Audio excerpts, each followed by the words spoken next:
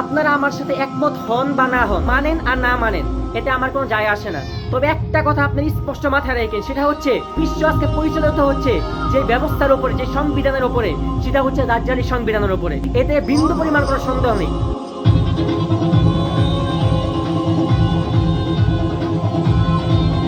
আসসালামু আলাইকুম ওয়া রাহমাতুল্লাহ।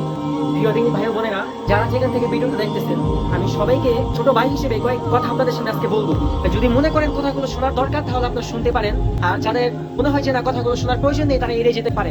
আমি প্রথমত কয়েকটি বিষয় আপনাদেরকে একটু স্পষ্ট করতে, এখন বাজে রাত 9টা বেজে প্রায় 10 মিনিট পার হয়ে গেছে। তো সারাদিন আমার আজকে সরাসরি পড়া হয়নি, তা বুঝেছিলাম। আজকে মাধ্যমিক পর থেকে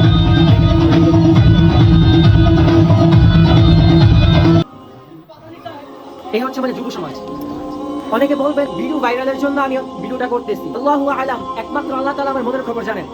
নিজেকে উপস্থাপন করার কোনো মন মানসিকতা নিয়ে আজকে ভিডিওটা আমি করিনি। জানি নবী সাল্লাল্লাহু আলাইহি ওয়াসাল্লাম বলেছেন যে শেষ জামানে এমন একটা সময় আসবে যখন নিজেকে সব জায়গায় উপস্থাপন করা মানসিকতা যে এরিয়া চলতে পারবে, সেই শেষ জামানায় মুক্তি পেয়ে যাবে। একটি যুব সমাজ কোন দিকে এগিয়ে যাচ্ছে, তাদের অবস্থান আজকে কোথায়, এটা যদি আপনারা বুঝতে পারেন, তাহলে আপনারা বুঝতে পারবেন আজকে সমাজের অবস্থা কোন দিকে।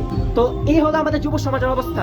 তো নবী সাল্লাল্লাহু আলাইহি ওয়াসাল্লাম সেই 1400 বছর পূর্বে এই যুব সমাজের কথা, এই সমাজের কথা তিনি বলে গিয়েছেন। তিনি জানতেন এমন একটা সময় আসবে যখন সমাজের রন্ধ্রে রন্ধ্রে অশ্লীলতা, বেহায়াপনা এবং দাজ্জালি সভ্যতার সেই সংবিধান কার্যকারিত হবে, বাস্তবায়িত হবে। নবী সাল্লাল্লাহু আলাইহি ওয়াসাল্লাম জানতেন বিদায় তিনি এই উম্মাহকে সতর্ক করে গিয়েছে, তারা যেন কখনোই অশ্লীলতার মধ্যে জড়িয়ে না যায়। এই যে পাশের বাড়িতে তাদের বেবি আছে, এই পাশের বাড়িতেও বেবি আছে, আমাদের ঘরেও আমার ভাগ্নি আছে। আমি এদের কাছে দুপুরে গিয়ে বলেছিলাম, ভাই আপনারা যে কালকে রাত্রে এই যে বুম আতশবাজি ফুটাইলেন, মানুষের কথা বাদ দিলাম, পশু পাখি জানোয়ার যারা আছে তাদের কি কষ্ট হয় নাই? তাদের কাছে যে উত্তর আমার কাছে আসছে, তারা যে একটা উত্তর দিয়েছে, আমার গা শিউরে উঠছে। তারা বলতেছে যে সারা বছর কত মানুষের কষ্ট দিয়ে গেলাম, আর এগুলো তো পশু পাখি। এই হচ্ছে আমাদের যুব সমাজের চিন্তা ভাবনা। এখন গিয়ে এদেরকে কিভাবে বোঝাবো বলেন?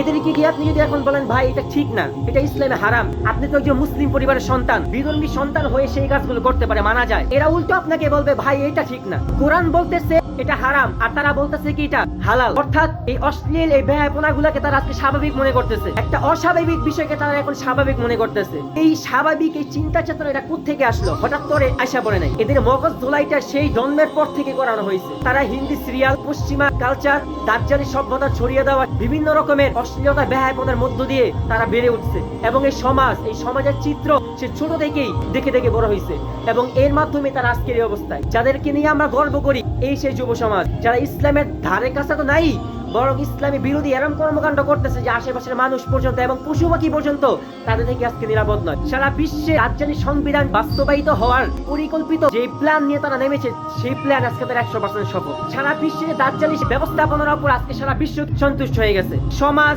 ব্যক্তি, পরিবার, রাষ্ট্র, বিশ্ব দাজ্জালি সংবিধানের উপর তারা সন্তুষ্ট হয়ে গেছে। তাহলে আমাকে এতটুকু বলেন, এই সুশীল সমাজের কাছে আমার প্রশ্ন, যারা শিক্ষিত দাবি করেন, যারা এই যুব সমাজ নিয়ে গর্বিত, তাদেরকে আমি প্রশ্ন ছুড়ে দিতে চাই যে বিশ্ব আজকে দাজ্জালি সংবিধানের উপর সন্তুষ্ট হয়ে গিয়েছে, যখন দাজ্জাল বের হয়ে আসবে, এই পুরো বিশ্ব দাজ্জালকে অনুসরণ করবে, এর কোনো গ্যারান্টি আছে? দাজ্জাল যখন বের হবে, সারা বিশ্ব তাকে মেনে নেবে।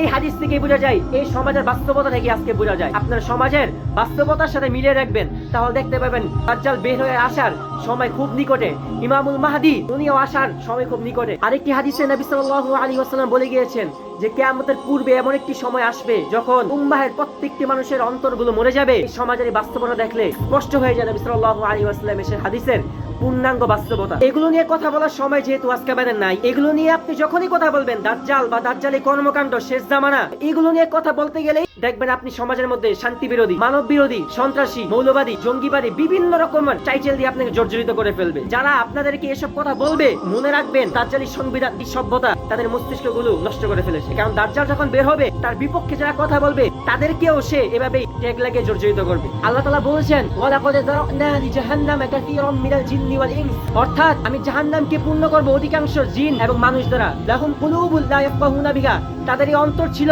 তারা উপলব্ধি করত না সত্যকে। ওয়ালাহুম আইনুল লা ইউবসিরুনা বিহা, তাদের এই চোখ ছিল কিন্তু তারা এই চোখ দিয়ে সত্যকে খুঁজে নেয়নি। ওয়ালাহুম আযানুন লা ইয়াসমাউনা বিহা, কিন্তু তারা এই কান দিয়ে সত্যকে শুনতে চায়নি। সত্য তাদের কাছে আসলেও তারা তা বিদ্রুপ করে ছড়িয়ে দিয়েছে। উলাইকা কাল আনআম, অর্থাৎ এরাই হচ্ছে পশুর মতো। শুধু পশুই নয়, বালহুম আদল, অর্থাৎ এরা হচ্ছে পশুর চেয়ে নিকৃষ্ট। এবং এদেরকে সংঘবদ্ধভাবে আল্লাহ তাআলা বলতেছেন উলাইকা হুমুল গাফিলুন, অর্থাৎ এরাই হচ্ছে গফেল সম্প্রদায়।